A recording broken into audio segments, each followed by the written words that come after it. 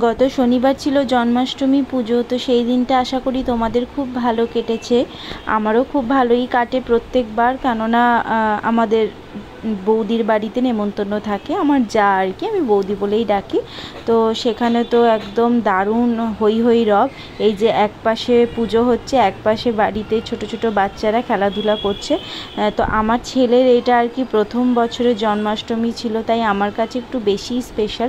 এই যে পুজোর পরে প্রসাদ দিয়ে দেওয়া হয়েছে, প্রসাদে দেখছি অনেক কিছু আয়োজন, মানে গোপাল ঠাকুরের পুজোতে অনেক কিছু খাবার দাবার থাকে, বেশ অন্যরকম লাগে। কিন্তু এই যে আমার ছেলে পান্তুয়া, ওর বাবা খাচ্ছে আর ওকে একটু একটু মুখে দিচ্ছে আর ও মুখ থেকে ফেলে দিচ্ছে।